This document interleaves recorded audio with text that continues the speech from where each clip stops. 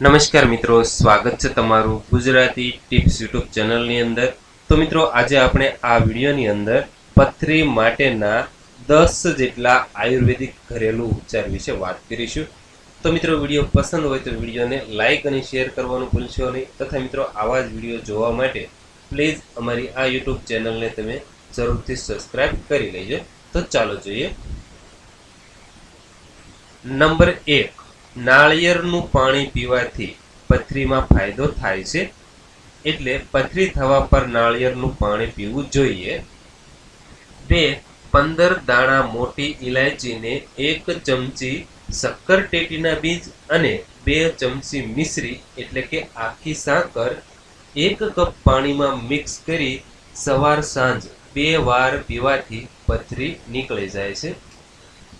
Number 3, પાકેલા જાંબુ પથરીથી છુટકારો મેળવવામાં ખૂબ જ મહત્વપૂર્ણ ભાગ ભજવે છે, એટલે પથરી થાય ત્યારે પાકા જાંબુ ખાવા જોઈએ।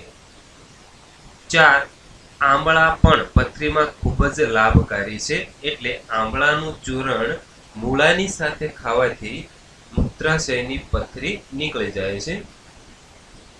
5, જીરા અને ખાંડને સમાન માત્રામાં વાટીને 1 ચમચી ઠંડા પાણી સાથે રોજ 3 વખત લેવાથી ફાયદો થાય છે અને પથરી નીકળી જાય છે। 6, સાકર, વરિયાળી, સૂકા ધાણાને 50-50 ગ્રામ પ્રમાણસર લઈને 1.5 લીટર પાણીમાં રાત્રે પલાળી મૂકો। બીજી સાંજે તેનું પાણી ગાળીને વાટી લ્યો અને પાણીમાં મિક્સ કરીને એક મિશ્રણ બનાવી લ્યો। આ પાણી પીવો, પથરી નીકળી જશે। 7, પથરી થયા પછી 2 નાની ચમચી કારેલાનો રસને સવાર સાંજ 8-10 દિવસ પીવો। તેનાથી નાના નાના કણોમાં પથરી તૂટીને પેશાબ દ્વારા બહાર નીકળી જાય છે।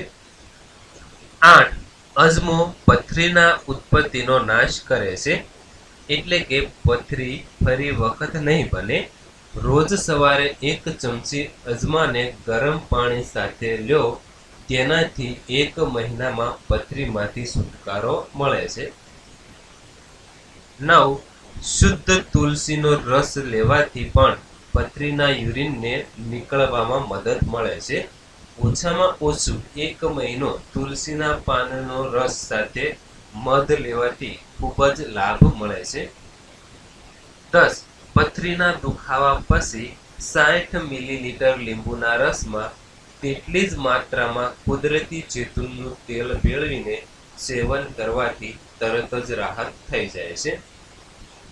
તો મિત્રો આ હતા 10 જેટલા પથરી માટેના આયુર્વેદિક ઘરેલું ઉપચાર। તો મિત્રો ફરી વખત જણાવી દઉં કે વિડીયો પસંદ હોય તો વિડીયોને લાઇક અને શેર કરવાનું ભૂલશો નહીં, તથા મિત્રો આવા જ વિડીયો જોવા માટે પ્લીઝ અમારી આ યુટ્યુબ ચેનલને તમે જરૂરથી સબસ્ક્રાઇબ કરી લેજો।